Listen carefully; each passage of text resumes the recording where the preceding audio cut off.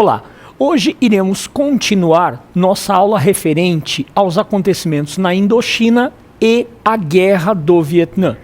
Na nossa última aula, falamos que com a expulsão da França para fora da região da Indochina e a independência de Laos, Camboja e Vietnã, houve uma divisão da região. Divisão essa que seguiu a lógica da Guerra Fria e que nós podemos observar aqui nesse mapa. O que nós vemos aqui? A antiga Indochina nesses tons de vermelho.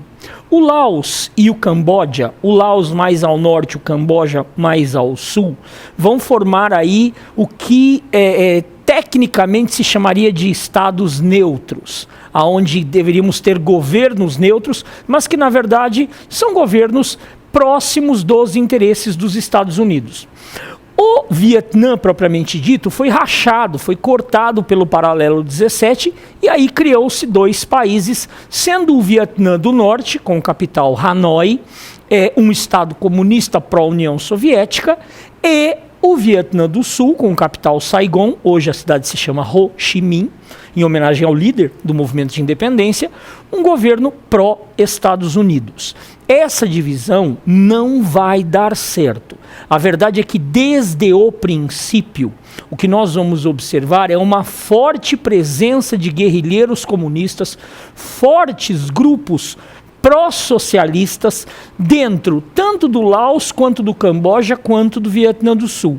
E o Vietnã do Norte irá abastecer esses movimentos guerrilheiros pró-União Soviética com todo tipo de arma e equipamento. O que nós vamos observar é o surgimento de um grupo chamado Pathet Lao na região do Laos, o Khmer Vermelho ou Khmer Rouge na região do Camboja e o famoso grupo Vietcong, os guerrilheiros comunistas que agiam no sul do Vietnã e que vão enfrentar os Estados Unidos. Esses três grupos recebem auxílio do Vietnã do Norte.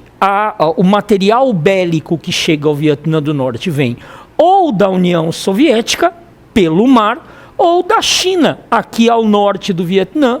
Por terra, esses dois países comunistas irão financiar os comunistas do Vietnã na luta contra a presença dos Estados Unidos. Ah, sim. Qual é a situação dentro dos dois Vietnãs? Enquanto no Vietnã do Norte comunista o líder é o patrono do movimento de independência, o líder comunista é o Ho Chi Minh, né? Enquanto no Vietnã do Norte quem assume o poder é o Ho Chi Minh, no Vietnã do Sul nós vamos ter aí uma sucessão de governantes fracos, uma sucessão de governantes corruptos. A ideia proposta na Convenção de Genebra em 1954 era que se realizasse uma eleição geral na região do Vietnã para saber o que a população vietnamita desejava fazer, se desejava manter a divisão, se desejava unificar, quem seria o governo. Mas o que acaba acontecendo é que pelo temor de perderem a eleição para o extremamente popular Ho Chi Minh, as elites sul-vietnamitas ligadas ao capitalismo não irão aceitar realizar uma eleição. Portanto, o que nós vamos observar ali é a implantação de ditaduras, como, por exemplo, aqui se destaca a figura de Ngo Dinh Diem. São nomes difíceis, né? Ngo Dinh Diem, que se torna ditador na região do Vietnã do Sul durante um bom período até sua morte.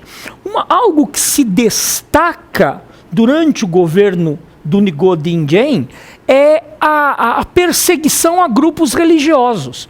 É um aspecto terrível, inclusive, porque algumas imagens são brutais, como nós vemos aqui, é que esse governo consegue se indispor com boa parte da sociedade civil do Vietnã do Sul, e ele já tem problemas com os comunistas. O que vocês observam aqui? A autoimolação, o suicídio pelo fogo de um monge budista em protesto às perseguições que os budistas vinham sofrendo dentro do Vietnã do Sul. O cara para em um local público, joga gasolina no próprio corpo e ateia fogo.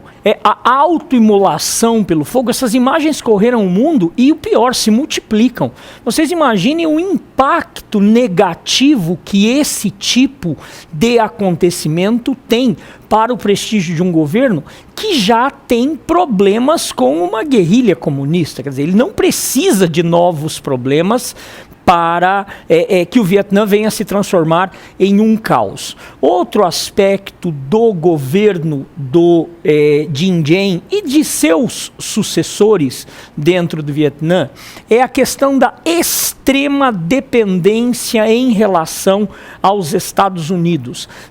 O Vietnã do Sul, ele não tem um exército próprio que se sustente diante da guerrilha Vietcong, fortemente apoiada pelos comunistas, pelo Vietnã do Norte. Então, o Vietnã do Sul, ele vai depender cada vez mais do apoio e do auxílio dos Estados Unidos. Em princípio, os Estados Unidos acreditam que poderão sustentar Vietnã do Sul, Laos e Camboja apenas enviando grandes quantidades de equipamento, e as tropas nativas é que usariam esses equipamentos. Mas a verdade é que faltava ânimo, faltava espírito de combate para as tropas, tanto de Laos, Camboja quanto Vietnã do Sul, o que facilita a expansão da guerrilha comunista nesses territórios.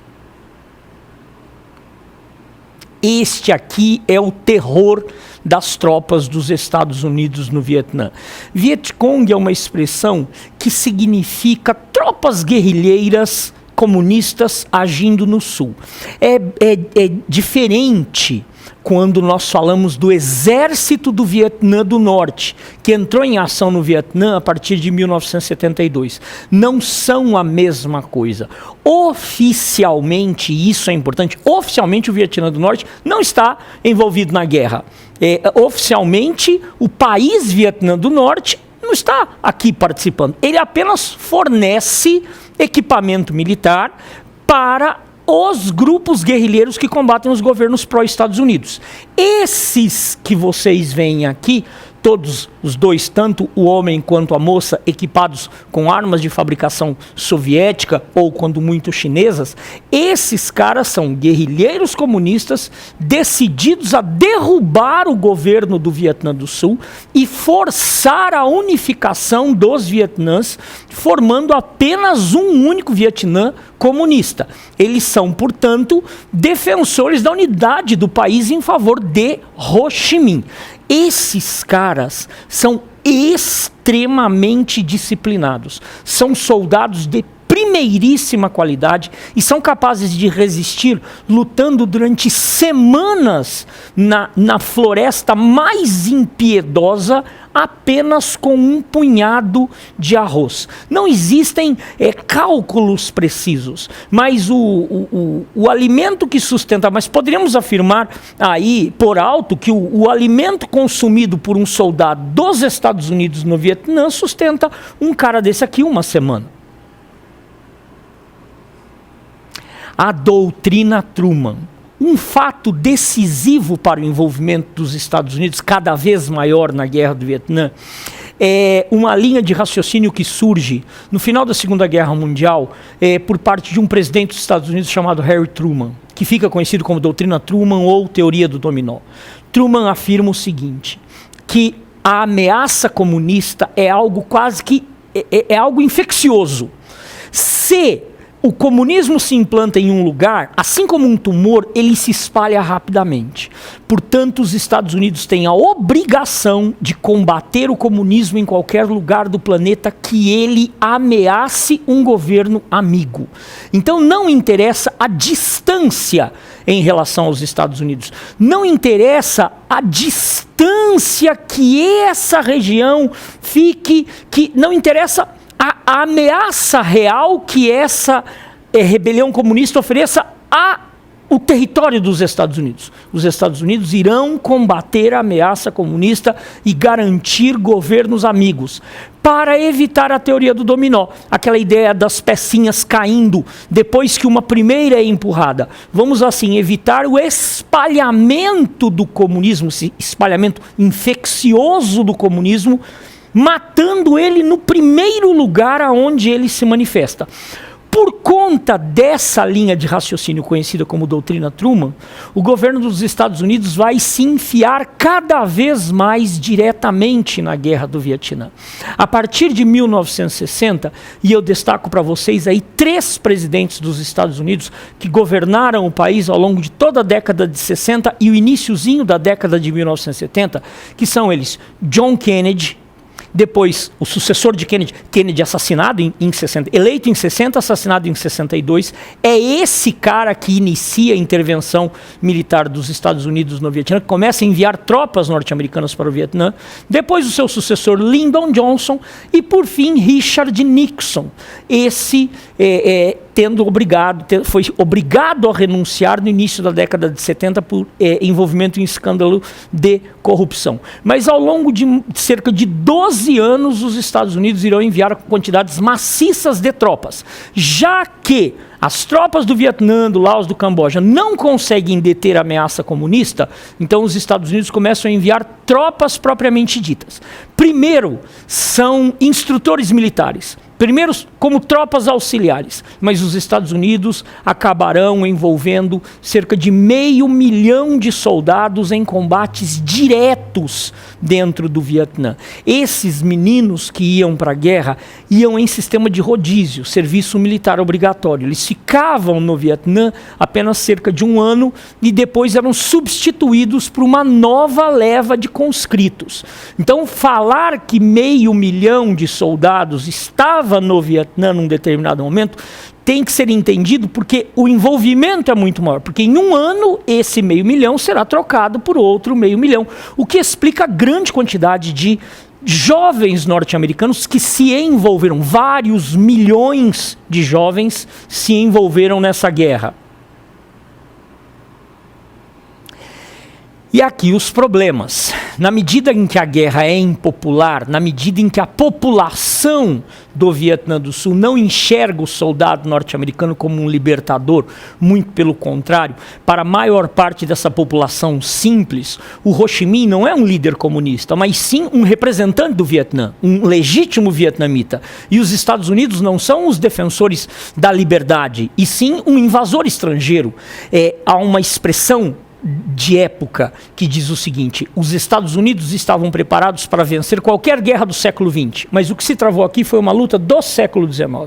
O soldado norte-americano não consegue diferenciar o que é o guerrilheiro comunista do que é a população local, que muitas vezes é pressionada a apoiar os guerrilheiros comunistas, simplesmente coagida a isso. Quando o soldado norte-americano chega, em geral, ele se vinga de todos. Não tendo à mão o guerrilheiro comunista, ele acaba tratando de maneira brutal a população, o que vai pegar muito mal na mídia. Cenas como um agricultor vietnamita sendo brutalmente torturado por um oficial do Vietnã do Sul, ou uma moça chorando seu filho enrolado em um saco de lixo, ou mesmo essa cena tétrica de uma vila chamada My Lai, que foi ocupada por tropas norte-americanas e toda a população da ilha foi morta, sem exceção.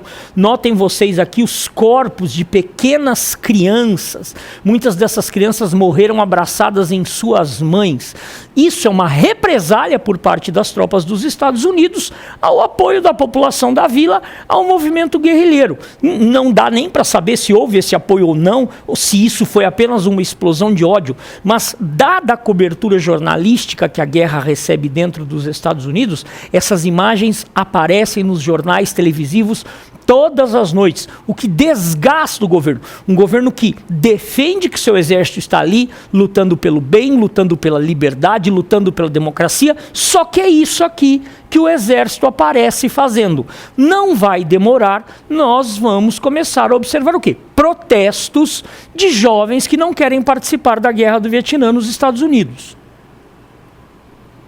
E aqui um bom exemplo.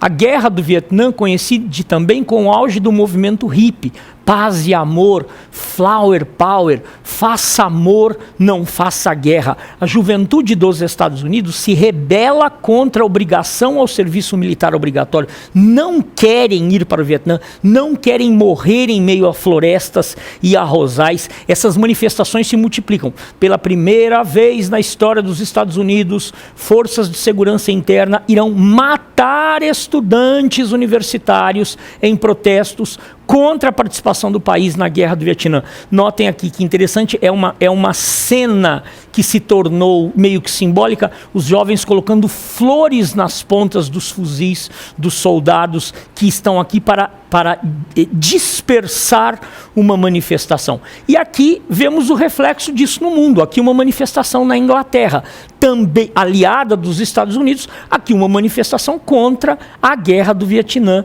em geral. Nós temos alguns casos interessantes, o famoso caso do lutador de boxe Cassius Clay, depois convertido ao islamismo, ele muda de nome para Muhammad Ali. Cassius Clay se opunha tanto à participação dos Estados Unidos na guerra, alegando que o seu verdadeiro inimigo era o racismo e não um pobre asiático, um pobre homem asiático. Ele disse: nunca nenhum vietnamita me ofendeu por eu ser negro, porque eu vou lutar no Vietnã. Ele preferiu perder todos os seus títulos, ele preferiu ficar sob ameaça de prisão por 3 anos a se juntar ao exército norte-americano que foi lutar no Vietnã. Este é uma demonstração de como a guerra do Vietnã vai sendo destruída por dentro nos Estados Unidos, como a população dos Estados Unidos pressiona esse governo a retirar o país de um conflito cada dia mais impopular. E aqui o final. Richard Nixon, presidente dos Estados Unidos, um republicano extremamente corrupto, né? Posteriormente vai até cair por isso, mas Nixon percebe a força eleitoral que a ideia de tirar o país da guerra tinha. Ele se elege presidente em 1972, prometendo a vietnamização do conflito. Ou os vietnamitas cuidam do seu país, ou então vão perder a guerra. Então o que ele vai fazer? Retirar as tropas dos Estados Unidos envolvidas no Vietnã, vai zerar a participação dos Estados Unidos, fornecendo apenas auxílio militar aos aliados, o governo do Vietnã, Laos e Camboja. E o resultado, a consequência, não demora a aparecer. Em 1975, as tropas do Vietnã do Sul, as tropas do Vietnã do Norte, apoiando os Vietcongs, invadem o Sul, tomam o poder no Vietnã do Sul. Os comunistas tomam o poder no Camboja, tomam o poder no Laos. Aqui o que vocês veem é a imagem da embaixada dos Estados Unidos sendo invadida por gente que tenta fugir do avanço comunista num desespero terrível. E aqui uma imagem clássica de um tanque do Vietnã do Norte arrombando os portões do Palácio Presidencial do Vietnã do Sul. Que gesto esse que simboliza o momento da vitória dos comunistas no Vietnã do Sul. A cidade, o Vietnã do Norte, incorpora o Vietnã do Sul, são hoje apenas um país, a capital é Hanoi, e a cidade de Saigon terá seu nome mudado para Ho Chi Minh, em homenagem àquele que liderou o processo, tanto contra franceses quanto contra Estados Unidos. Ho Chi Minh acabou não vendo a independência de seu país. Ele morre de causas naturais em 1969, uma ironia do destino. Obrigado pela atenção e continuem aprendendo com a SENEC.